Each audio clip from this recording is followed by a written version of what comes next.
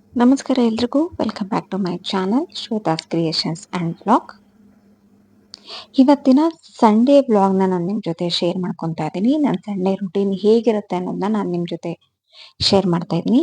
ಇವತ್ತು ಸಂಡೇ ಹುಣ್ಣಿಮೆ ಇರೋದ್ರಿಂದ ನೋಡಿ ಚಂದ್ರ ಎಷ್ಟು ಪಳಪಳ ಅಂತ ಹೊಳಿತಾ ಇದ್ದಾನೆ. ಇವತ್ತು ಬೆಳಿಗ್ಗೆ 5 ಗಂಟೆಗೆ ಎದ್ದು ಎಲ್ಲ ಕೆಲಸನ ಮುಗಿಸಿ ನಾನು ಸ್ನಾನ ಪೂಜೆ ಎಲ್ಲನೂ ಕೂಡ ಮುಗಿಸ್ಕೊತಾ ಇದ್ದೀನಿ.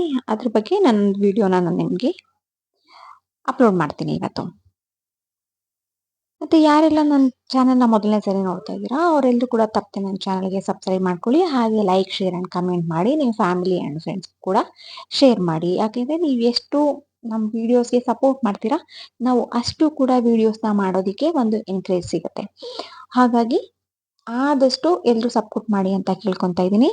ಇವತ್ತು ಸಂಡೇ ಅನ್ನೋದು ವರ್ಕಿಂಗ್ ಗರ್ಲ್ಸ್ಗೆ, ವರ್ಕಿಂಗ್ ವುಮೆನ್ಸ್ ಯಾರು ಇರ್ತಾರಲ್ಲ ಅವ್ರಿಗೆ ಒಂದು ದೇವ್ರು ಕೊಟ್ಟಿರೋ ವರ ಅಂತಾನೆ ಹೇಳ್ಬೋದು.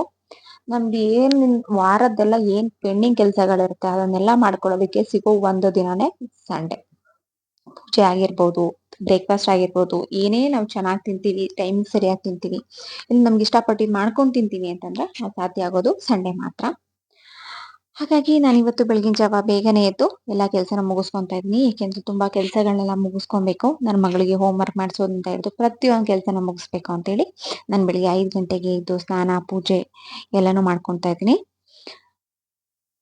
ದೊಡ್ಡೋರು ಹೇಳಿರೋ ಹಾಗೆ ಬೆಳಗಿನ ಜಾವ ಪೂಜೆ ಮಾಡಿದ್ರೆ ಹೌದು ಮನಸ್ಸಿಗೆ ನೆಮ್ಮದಿ ಸಿಗುತ್ತೆ. ದೊಡ್ಡೋರು ಹೇಳ್ತಾರೆ, ಬೆಳಿಗ್ಗೆ ಓದು ಮತ್ತೆ ಬೆಳಿಗ್ಗೆ ಮಾಡಿರೋ ಪೂಜೆ ಯಾವತ್ತೂ ನಮ್ಮನ್ನ ಕೈ ಬಿಡಲ್ವಂತೆ.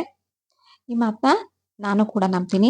ಹಾಗಾಗಿ ನಾನು ಪೂಜೆನ ಆದಷ್ಟು ಬೆಳಿಗ್ಗಿನ ಜಾವನೇ ಮಾಡೋದಕ್ಕೆ ಟ್ರೈ ಮಾಡ್ತೀನಿ. ಎಷ್ಟಾಗುತ್ತೋ ಅಷ್ಟು. ಸಮ್ಟೈಮ್ಸ್ ಬೇರೆ ಟೈಮಲ್ಲೂ ಮಾಡೋದು ಉಂಟು. ಬಟ್ ನನಗೆ ಬೇಗನೆ ಎಚ್ಚರ ಆಯಿತು, ಇಲ್ಲ ನನಗೆ ಏನಾದರೂ ಇದು ಬೇಕಂತಂದ್ರೆ ಬೆಳಗಿನ ಜಾವ ನಾನು ಆದಷ್ಟು ಪೂಜೆಗೆ ಪ್ರಿಫರೆನ್ಸ್ನ ಕೊಡ್ತೀನಿ.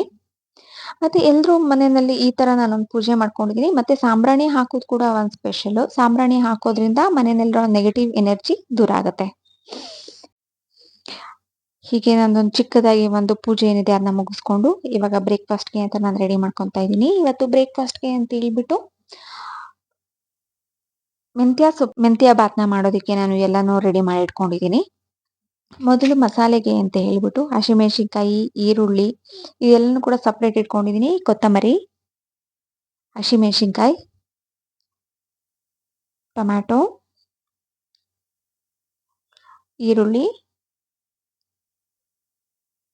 ಶುಂಠಿ ಮತ್ತೆ ಸ್ವಲ್ಪ ತೆಂಗಿನಕಾಯಿ ಮತ್ತೆ ಬೆಳ್ಳುಳ್ಳಿನ ಆ್ಯಡ್ ಮಾಡ್ಕೊಂಡಿದ್ದೀನಿ.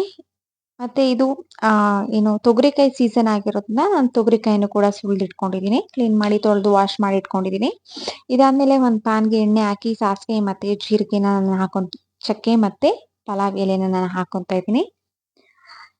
ಇದಾದ್ಮೇಲೆ ಸ್ವಲ್ಪ ಹೆಚ್ಚಿಟ್ಟಿರೋ ಈರುಳ್ಳಿ, ಕರಿಬೇವು ಹಾಗೆ ಮೆಂತ್ಯ ಸೊಪ್ಪನ್ನ ನಾನು ಇದರಲ್ಲಿ ಚೆನ್ನಾಗಿ ಫ್ರೈ ಮಾಡ್ಕೊತಾ ಇದ್ದೀನಿ.